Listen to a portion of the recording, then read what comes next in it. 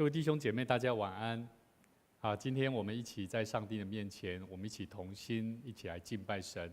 邀请我们各位能够将我们的手机以及将我们的身边的杂事，能够暂时先放下。我们一起同心来敬拜上帝，我们一起同心来祷告。慈悲爱我们天父，我们谢谢你，感谢你圣灵引导我们。虽然外面的环境险恶，许多的疫情，甚至有许多的人心中有许多的惶恐，但是我们的心中因为有你，我们的心不仅有平安，也让我们能够不断的在恢复不断的在与神亲近当中，能够领受更多的平安与恩典。恳求神也继续带领我们，一起在上帝的面前，我们在今天晚上要一起从你的话语、从诗歌、从赞美当中，一起来领受神丰盛的祝福。我们在你面前献上感谢，祈求祷告，奉主耶稣基督圣名来求，阿们。欢迎各位，我们一起在上帝的面前，我们就用一首诗歌《圣灵的江河》来领受上帝圣灵的工作。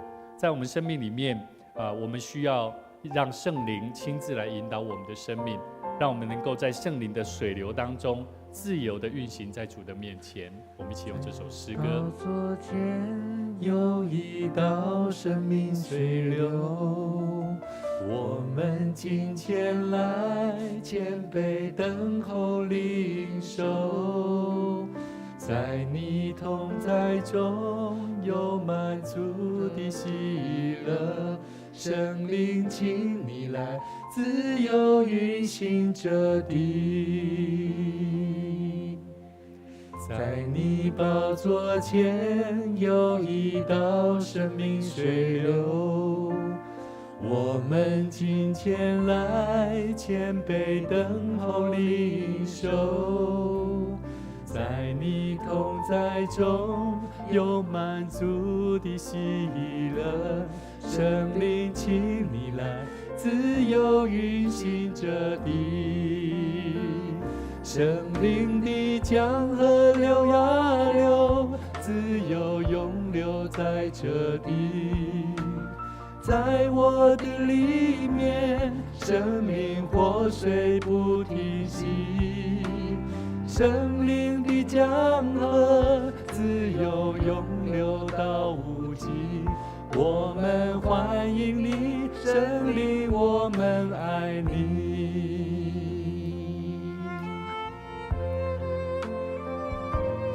主对我们说：人若渴了，可以到我这里来。信我的人，就如经上所说，从他腹中也要流出活水的江河。我们一起来。在你宝座前有一道生命水流，我们今前来谦卑等候领受，在你同在中有满足的喜乐，圣灵请你来自由运行这地。圣灵的江河流啊流，自由永流在这地。在我的里面，生命活水不停息。圣灵的江河，自由永流到无尽。我们欢迎你，圣灵，我们爱你。圣灵，圣灵的江河流啊流，自由永流在这地。在我的里面，生命活水不停息。圣灵的江河，自由永流到无尽。我们欢迎你，圣灵，我们爱你。主啊，我们向你呼求，愿你的圣灵在我们生命当中，如同活水江河一样，在我们的生命里面不断的永永远远，不断的永流在我们生命当中。主啊，让我们的生命里面有圣灵亲自的引领，让圣灵的充满，让我们的生命活出有恩赐的能力与盼望。求主你祝福我们，带领我们，祷告奉主的名来求，阿们。生命的江河流啊流，自由永留在这地。在我的里面，生命活水不停息。生灵的江河，自由永流到无尽。我们欢迎你，生灵，我们爱你。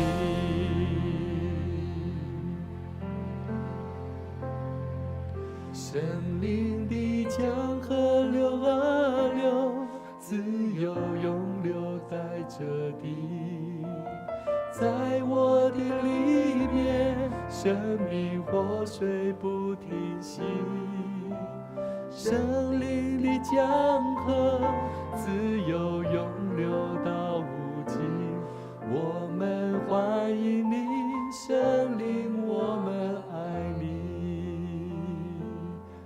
我们欢迎你，生灵，我们爱你。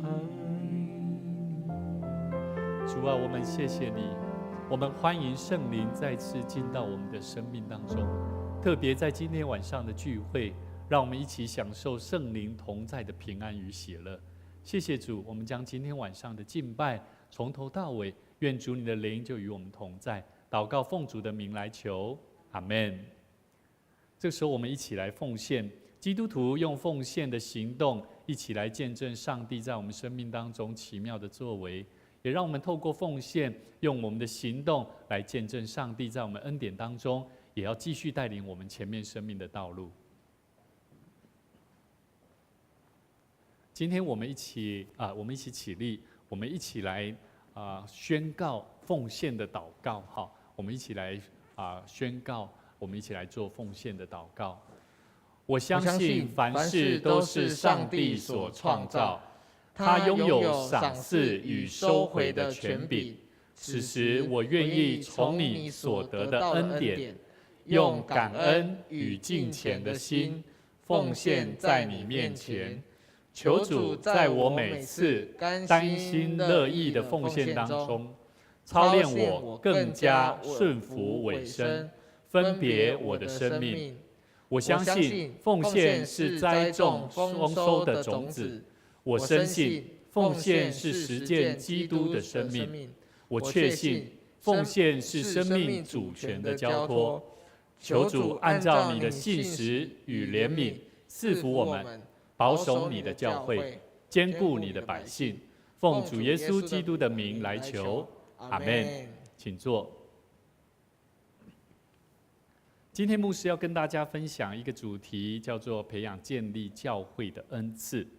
在我们生命里面，其实教会很多时候也会因为环境的变化，甚至呢有很多让我们感觉到，特别这个疫情不断在变，3年过后，感觉我们好像都接种疫苗了，可是实际上呢，我们好像有很多不断在生命当中在经历那种不可变的因素。可是那个不可变的因素，也往往让我们感觉到，有些时候人跟人之间更需要透过警醒的祷告。所以上个礼拜牧师跟大家分享，我们每一个人都有恩赐的能力子安再给我小声一点所以每一个人都有恩赐，但是那个恩赐，上帝要如何帮助我们彼此服侍？那彼此服侍要做些什么？其实，在教会里面呢，我们上个礼拜特别有提到，如果有机会的话，你能够再去看上周的礼拜的讲道。上个礼拜牧师也提到说，当我们不断的透过精心祷告、安静心，而且彼此的用爱，彼此来互相款待，其实我们用爱能够遮掩对方在上帝面前不认主，甚至得罪神的这个罪。所以，当我们用爱帮助对方，其实我们做的是一个叫做管家的身份。所以我们的恩赐，上帝给我们的恩赐是要做管家的。所以跟你旁边的人说，上帝给你的恩赐是要做管家。所以不是要让你领受一个恩典的赏赐而已，而是要让我们做一个好的管家，能够宣讲上帝的话，然后甚至呢，能够靠主的能力，能够为主做见证。所以每个基督徒，每一个教会的信徒，其实上帝的儿女，我们都要了解一个很重要的概念那个 PPT 好像不能动。所以我们必须要靠主的力量而去祝福别人，这是每一个基督徒的生命需要去了解，而且也必须要不断的去明白的工作。圣经里面呢，在以弗所书2章10节里面，我们一起来读哈，左手边，我们原是他的工作，在基督耶稣里造成的，为要叫我们行善，就是上帝所预备叫我们行的。所以这个就是为什么说基督教为什么说信教的人要怎么样？要做好事啊！基督徒在讲的，基督徒也要做好事呢。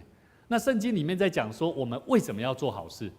因为我们是他的工作。注意哦，我们的生命是他的工作，不是凭空来的。所以我们跟别人在做好事是不太一样的，因为我们是上帝所造的。好，而且呢，我们是在耶稣基督里。什么叫耶稣基督里？牧师时常提到基督耶稣就是什么？救世主嘛，对不对？那我们是透过他得赎回来的生命，让我们重新从那个有罪的生命，重新变成是有意义、有价值，甚至重价赎回的生命。所以圣经里面教导我们，为要叫我们行善。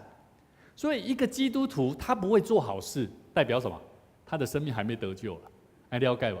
好，所以圣经里面基督徒一定要明白，我们是要靠主的能力去祝福别人，绝对不是单纯在教会里面享受上帝的恩典，然后参与聚会、参与服事而已。所以这个就是我们基督徒的一个基本重要的概念。夏威夷有一个教会叫新希望教会的牧师，他曾经分享，他说他们的教会他认养了美国一个非常这个 PPT 好像又换过去对，他分享说他们的教会认养了美国一个派驻到波斯湾的鲁宾詹姆士的詹姆士号这个导弹护卫舰他们认领这个舰艇上的所有的官兵，而同意呢每天能够为这些舰上的官兵守望祷告。他让他们的教会新希望教会的弟兄姐妹来做这件事情，而且呢能够提供录音带甚至书籍来帮助这些舰上的海军士兵，而且在每一周的主日的礼拜的录影带都送给他们，而让他们在舰上航海的那一段期间，礼拜天他们都能够观看这些录影带。那这个詹姆斯号呢，他在完成波斯湾的使命工作之后，返回珍珠港的时候，这个牧师他就接获邀请函，然后上这个舰艇上然后呢能够跟这些坐上跟这些士兵一起同欢。那这个牧师他在分享，当他走到这个舰上的时候，他走上这个舰上，那个子安，这个帮我可能也没电可能要充电，后面是 Type C 的，Type C， 接收器没有插在上面吗？没有在上面，好 ，OK。那个子安，抱歉牧师先中断一下。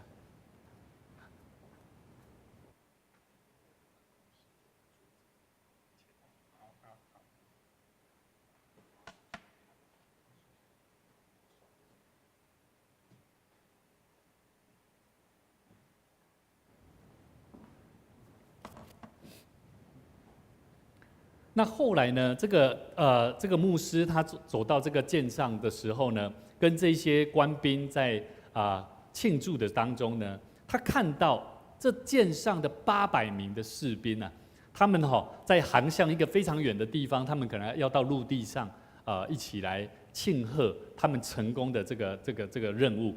那当这个牧师他在舰上的时候，他发现这800名的士兵还有舰上的长官他们每一个人都是战战兢兢的，做任何事情都非常的细腻，而且呢，每一个人都有他们的任务跟功用，而且责任跟目的。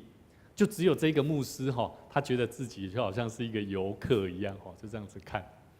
那这个牧师呢，几个月后呢，他就跟他的太太也花了3天的时间，然后搭着这个旁边我们看到这个左手边这个是游艇他上去以后，他就发现这上面有400多名的游客大家都在游泳池在那边游玩可是他就发现说，里面的40多位的工作人员大家都忙进忙出，非常的辛苦。然后这些400多个游客都在那边欢乐。他突然间在安静当中，主就对他说：“我的教会必须是一艘战舰，而不是游艇。如果你要胜过黑暗的权势，拯救那一些伤痕在迷失当中的灵魂，你就不能够做一个旁观的船只啊。”这个牧师他非常深刻的体验到说，教会的每一个人都必须要知道他们为什么在这艘船上。所以呢，我在想，我们的教会是不是也是应该要如此？我时常在想，当我们在团队的服事工作里面呢，牧师的责任绝对不是一个事必躬亲。什么叫事必躬亲？就是好像每件事情牧师都是怎么样自己亲自去做的，不是这样，而是要尽力的去找到有人，多数的人一起来协助牧师，大家一起来完成上帝所要完成的福音工作。所以跟你旁边的人说，你要做那一位好的领导者。你要做那位好的领导者。其实我看到每一间教会一个强盛复兴的教会，他们里面都充满了一群，就像我们看到这些军舰上的这个士兵，800名士兵一样，每一个人都有工作。所以呢，我们必须要建立教会一个重要的恩赐。上帝他如何来装备他的儿女，而帮助我们，让我们明白我们的恩赐在做什么，我们的恩赐在哪里。所以呢，牧师会用3个礼拜来跟大家分享上帝他怎么在装备他的儿女。第一个，建立教会的恩赐。教会有什么恩赐？这个在我们基督徒，特别长老教会，我们很少去谈到恩赐。我们会认为说，恩赐好像就是什么，习惯他参加教会久了，他自然慢慢上帝就会挖掘他出来做某些事情。但是我觉得不是这样。跟你旁边的人说，那是上帝要你做的。来告诉他，那是上帝要你做的。怎么说？我们一起来看一段圣经节我们在今天的圣经节以弗所书4章8节，还有11到12节，我们一起来看左手边所以经上说，他升上高天的时候，掳掠了仇敌，将各样的恩赐赏给人。他所赐的有使徒，有先知，有传福音的，有牧师和教师，为要成全圣徒，各尽其职，建立基督的身体。好，这里讲到最后建立基督的身体。好，那牧师要问各位，我们有没有听过基督的身体？教会是不是就是基督的身体？好，我再说一次我们来看一段圣经节，以弗所书1章23节就有说到，他说教会是什么？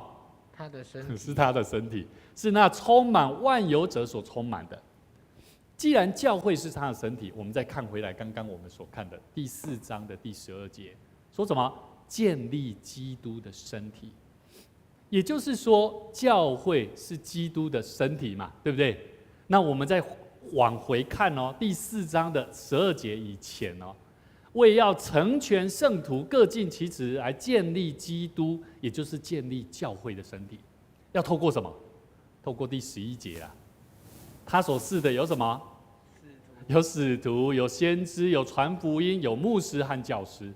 所以我们从这段圣经节，我们可以看出来，教会里面是充满着很多让上帝恩典赏赐的人，对吗？那如果上帝恩典赏赐的人，必须要有哪些身份？就是有这些身份：使徒、先知、传福音的，而且有牧师跟教师。他没有说要会煮饭的，他没有说这个，他也没有说什么要去办活动的，就是没有。可是必须要有的，上帝所赏赐的恩赐。那这些恩赐有一个前提，就是他升上高天之后，掳掠了仇敌。也就是说，我们的生命不再是被魔鬼撒旦所掳掠的生命，而是得救的生命。所以我们很自然都应该要活出那一种什么得救灵魂的生命应当要有的，去向上帝求，上帝啊，我想要得着这份恩赐。所以跟你旁边的弟兄姐妹说，期待你能够得着上帝的恩赐，期待你能够得着上帝的恩赐。那么建立教会的恩赐有这5项，我们在侍奉的团队、教会的团队里面，这5种我们要怎么样去看？也就是说，信徒只要能够得着完全，教会就会怎么样？就会被建造。我再说一次，信徒得着完全，对吗？圣经说什么？为要成全圣徒。台语台语讲为着要互圣徒安怎交逼啦，这交逼你把它说成装备。所以呢，在我们的生命里面，我们要不断学习哦，我们一起来学习一个很重要的工作。第一个，使徒，什么是使徒？使徒他就是团队的领导者，而且呢，他很深的领受到上帝对团队的意向跟托付，而且他并能够引导团队去坚持那个意向，对准目标。所以呢，通常在教会里面做使徒的这种弟兄姐妹呢，他会有远见，而且有创造力，而且有信心哦，而且有企图心哦。所以你可以看到教会里面有没有这种人？有啊，只是隐隐约约我们好像原来他这样的生命他就是有使徒的这种生命那这种生命我们怎么来理解？怎么来理解？我刚刚讲了，我们现在看到这个使徒的直接的说明可能大家还不太懂。我们一起来看一段圣经节，哥林多后书5章17到20节说：若有人在基督里，他就是新造的人，旧事已过，都变成新的，一切都是出于上帝。他借着那个打错他借着基督使我们与他和好，又将劝人与他和好的职分赐给我们。这就是上帝在基督里叫世人与他自己和好，不将他们的过犯归到他们身上，并且将这和好的道理托付了我们。所以我们做基督的使者，就好像上帝借我们劝你们一样。这其实说保罗啦，好像保罗在劝这些哥林多教会的人一样。我们替基督求你们与上帝和好。好，我们基督有我们最后这句话，我们一起说我们替基督求你们与上帝和好。有没有比较能够理解一点？什么叫做基督的使者？基督的使者就是他懂得劝人跟上帝做和好的关系，这就是一个使者，这就是一个使徒。所以在教会的团队里面，教会的弟兄姐妹里面，我们每一个人都需要这种精神。看到一个人，他看起来就是沮丧，没有信心，没有盼望，但是我们从上帝的话语里面，我们就是清楚的告诉他：放心，你跟上帝和好的关系，神要祝福你，要改变你，要改变你的现况。所以，当我们做这样的动作，我们就成为了一个基督的使者，而替基督来求你们与上帝和好。这样懂了吗？所以我觉得这个是一个蛮重要的一个概念。很多时候，我觉得使徒好像就是领受使命，牧师说什么我们就做什么，可其实不是单纯这样。好，我觉得这个圣经里面他讲的很重要，就是做基督的使者。那台语嘛讲万为着基督做钦车啊，所以这真要紧哦，亲像上帝永远来考肯你。所以我们每一个人都需要有这种精神这个应该能够蛮容易理解的第二个，先知。什么是先知？也就是说，他在团队里面的代导者、守望者、宣讲者，他必须什么是先知的角色？如果你看到先知如果有些大部分的人会认为说，好像他可以从上帝那边听到什么声音，然后去好像什么神机骑士他会了解。那其实圣经里面他有教导，待会牧师会带大家一起来看。他其实先知呢，我觉得他是一个熟悉圣经里面上帝的一些法则。那他对圣灵他会有一种敏感度，他知道某些东西不应该这么做，而且他会懂得更加的谦卑顺服上帝希望他怎么去改变那个环境。而在那当中透过祷告来经历上帝的恩典。所以呢，你们觉得上帝他给人实际上是看人去爱上帝吗？上帝让我们去做一个有先知的恩赐的能力的人，是让他说因为他是先知角色，他说什么都说得算，所以我因为他来信上帝吗？我觉得不是这样的，我觉得应该不是这种概念那其实牧师有一段圣经节可能没有放进去，《生命记》13章1到3节，圣经里面讲到，我直接来念哈：你们中间若有先知或做梦的起来，向你们显个神迹奇事，对你们说：我们去随从你素来所不认识的别神，侍奉他吧。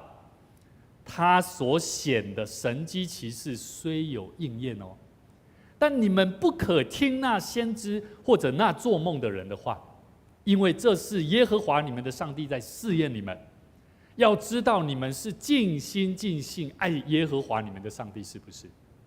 他在讲什么？生命记里面在讲的，上帝他给人啊，他给人的试验啊，是要让我们明白，我们是看爱上帝所要行的神迹奇事吗？还是看重上帝自己，尽心尽力的爱上帝？他重点不在于我们去讲究那个神迹奇事的，像先知说他可以从上帝那里知道接下来会发生什么事，这种神迹奇事。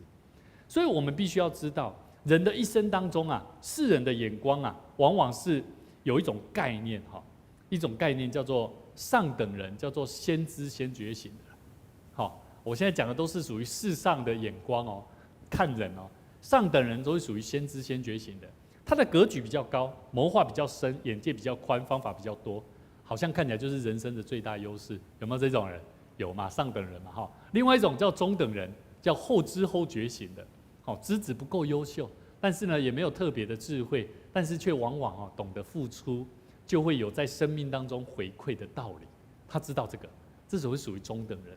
另外一种下等人叫做不知不觉醒的，最差的人生状态，好，没有目标，没有方向，对人生无感，结果呢只有不知不觉当中在走下坡。好，正常人呢是不会有真正的不知不觉啦，好，但除非他自己怎么样放弃努力。所以呢，这是世人的眼光在看，但是基督徒的生命呢，他是必须怎么样？他的生命观，他必须要先知道自己生命的什么不足啦、软弱，而且他懂得寻求神。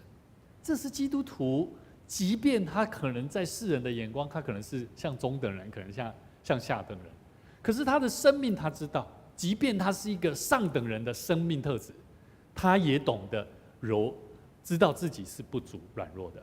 约翰福音第6章33节说：因为神的粮就是那从天上降下来是生命给世界的。好，甚至呢，约翰福音6章35节说，耶稣说什么？我就是生命的粮，到我这里来的必定不饿，信我的永远不渴。哇，这就是我们基督徒跟别人不一样的地方。我们不是单纯辨别我们自己是属于上等人、中等人或下等人，而是我们清楚知道我们的生命就是属神的。唯有耶稣基督，唯有透过耶稣基督，我们自然就有办法成为一个先知恩赐的人。阿们。所以我觉得在我们生命里面，我们要怎么样得着这个先知的恩赐能力？其实只要你的心足够的谦卑，在神的面前，懂得祷告，你会发现上帝会让你有更敏锐的属灵的眼光，去看见你生命当中所需要的。第三个，传福音的。什么是传福音的？就是自己知道领人归主的和平使者，他知道这个重要性，而且他在很多时候在团队的侍奉当中，他会保持着传福音的行动跟果效，好，而不失落那个信仰跟信仰的重要价值。在他的生命里面，他总是了解，我做任何事情都跟福音都是有关联性的。像这个今天这个中南，你带了你的朋友来教会，对不对？你的感觉怎么样？紧张，对不对？可是你有一种喜悦，对不对？好像我终于达到了牧师跟我讲的，对不对？牧师时常跟我讲，你有没有朋友啊？你有没有好朋友啊？有没有会不会带他来啊？你今天牧师听到你说，牧师，那个我今天我朋友有来哦，他陪着他打乒乓球，然后邀请牧师下来跟他朋友建立一下关系。我觉得你就会知道说，在整个的信仰，你不失原始的信仰价值。你知道，我就算在教会出入，我自己可以领受这份祝福，我也清楚记得，我的生命必须要时时刻刻不脱离宣扬福音。阿们。这就是态度，这就是我们要学习做传福音的人。其实教会不是要建造一间像教会的建筑物，教会要建造的也不是一个来进来，你来我们的教会大桥教会这种氛围的概念。我觉得教会如果说来进来，我觉得我们都比不了别人，都不像教会。可是呢，我觉得教会一定要去做一个叫做寻找人呐、要去找人呐、然后传扬福音呐、约翰福音第1章里面哈，我们知道耶稣在找安德烈，他是说什么？他说：“来，你们来看。”注意哦，我再讲一次哦，有机会你们去看约翰福音。耶稣对安德烈说什么？你们来看。安德烈就怎么样？就上去了，就跟上了。然后呢，他听耶稣讲所说的话呢，他马上就跟随了耶稣。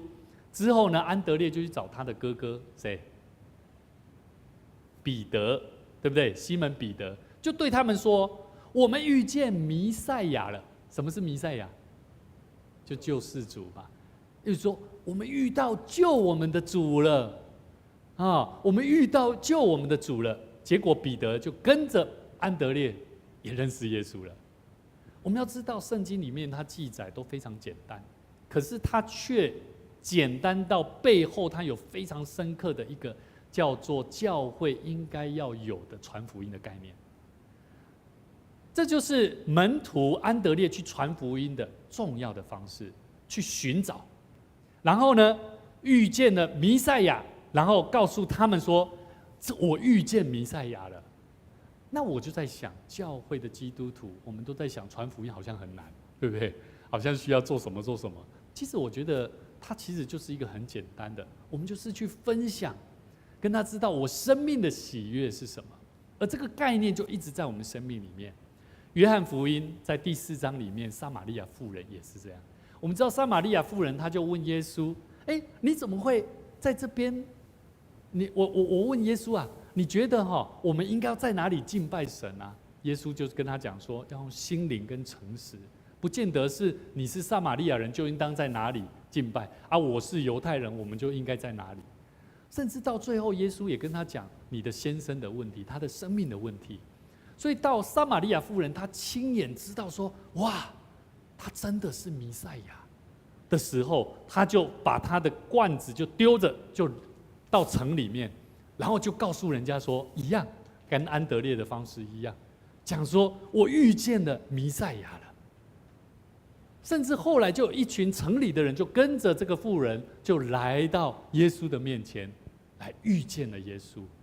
所以我们要知道这个传福音的过程就是大概是如此了。它没有什么太多复杂的方法，就是什么生命对遇。所以跟你旁边的人说，你的生命一定要跟耶稣基督对遇。你的生命一定要跟耶稣基督对遇。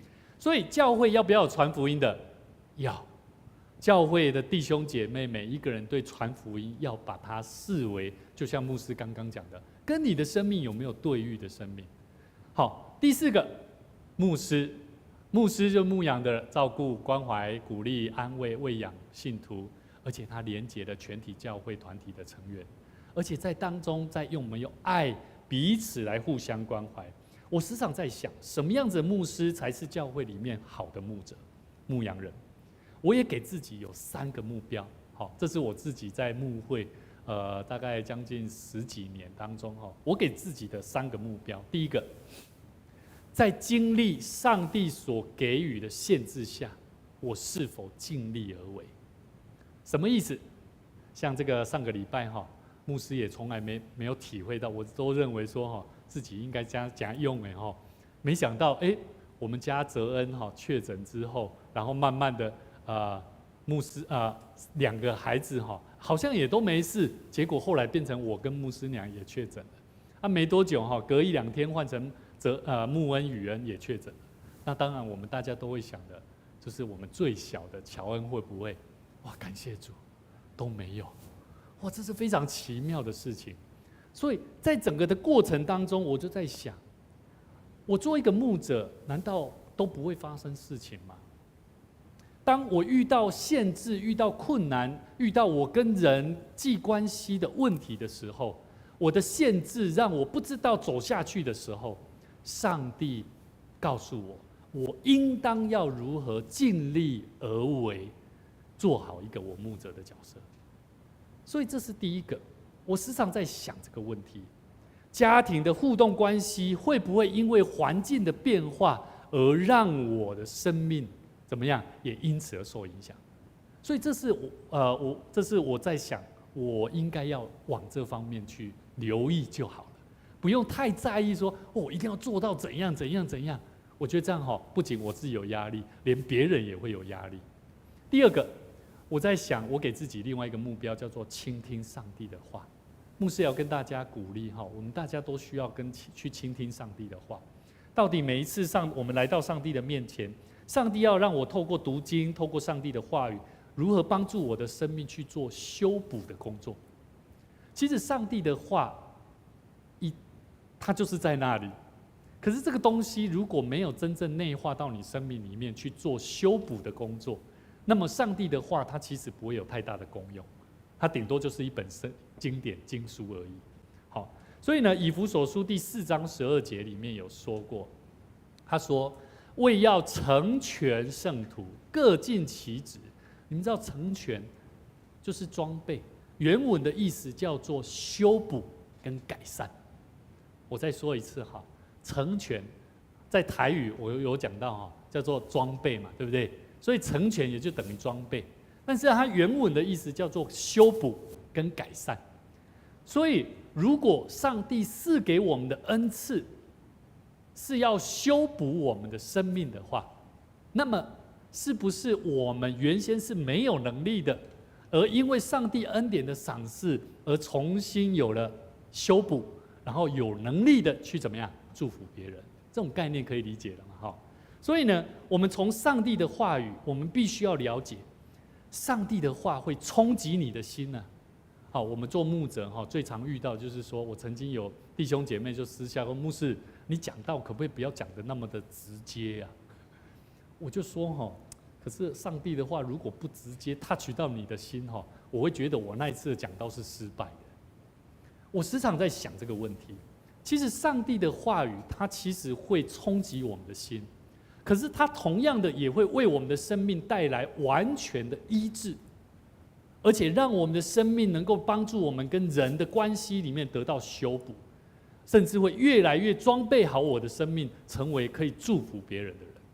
所以呢，我们应该要了解，我们必须要挑战我们的生命，让我们时常从神的话语当中去经历神。第三个，我给自己的另外一个目标就是期待能够育其羊群的问题。我觉得我们在教会里面，如果做一个领导者，我们都期待了，当你从跟神的关系越好，跟人的关系也会越来越好。跟神的关系越来越好，是因为上帝会给你智慧，让你明白人的问题发生了什么事情，然后你会知道怎么去面对它。所以这是一个。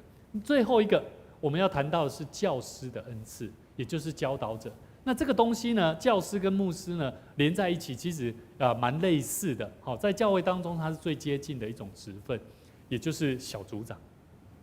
那在教会里面呢，我们要知道，做牧师跟教师其实有一个很重要的，跟你旁边的人说你要时常连结在耶稣基督里面。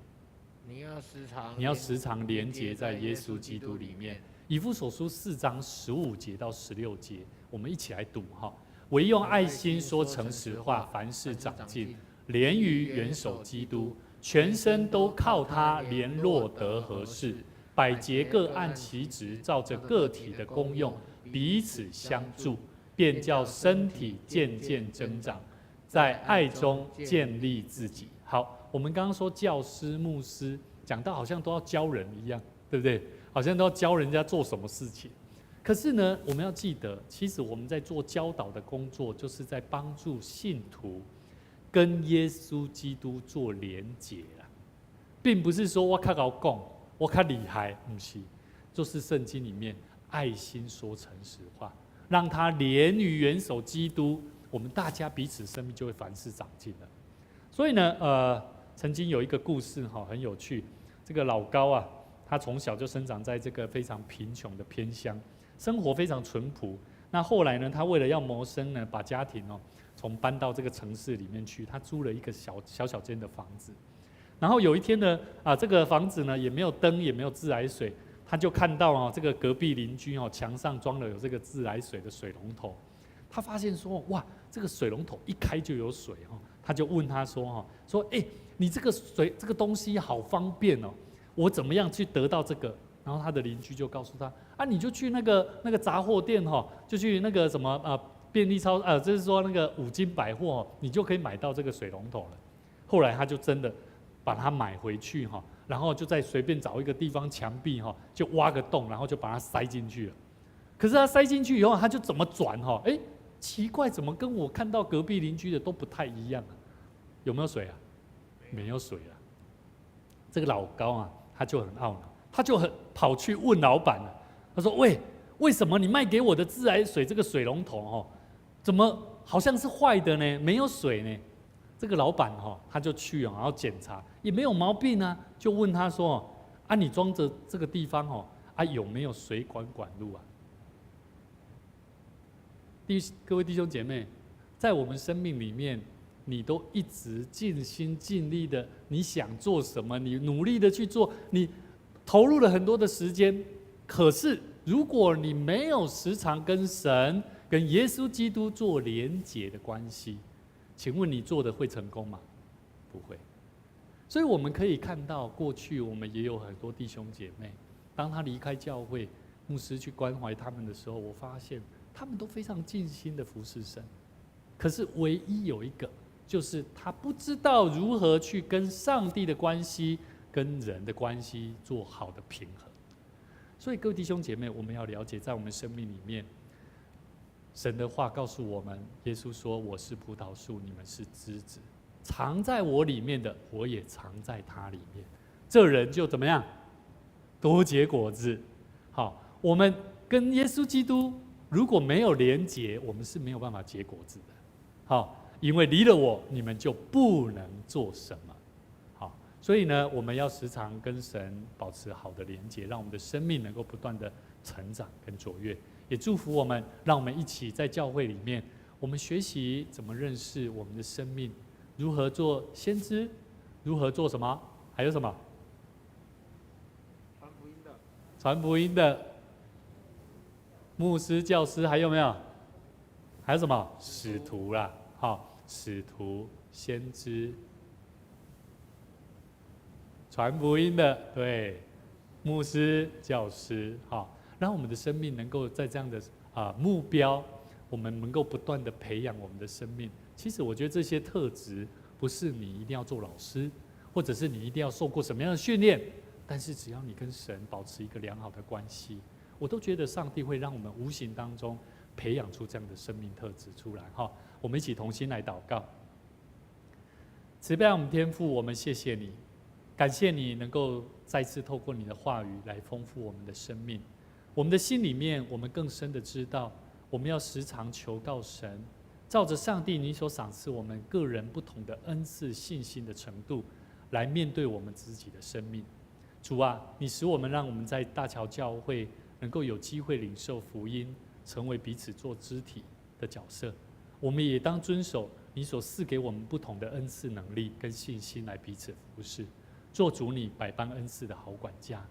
主啊，我们恳求你赐给我们一颗渴慕圣灵属灵的恩赐，让我们的生命能够得着造就教会的恩赐能力。天父上帝，我们更特别将2023年新的年度来向主你献上祈求，恳求你带领我们的教会能够走向新的目标，我们有新的方法、新的方向，也让我们的生命能够活出有主你的意象，能够建造一个属灵的教会，能够建造一个有使徒的教会，甚至有先知恩赐的教会，甚至有传福音的教会，有做牧者，有做教师，在神的面前荣耀神的教会。谢谢主，我们再次将你的教会弟兄姐妹交托在主你手中，愿主你兴起建造更多属神所欢喜的地方，让每一个人能够得着神你的救恩，也让更多失丧的灵魂得着主你的恩典的祝福。谢谢主，我们在你面前献上感谢，祈求祷告，奉主耶稣基督圣名来求，阿们。感谢上帝，让我们在每周六的晚上，期待我们能够在同一时间，晚上6点半，我们一起来敬拜赞美我们的上帝。愿上帝赐福你平安。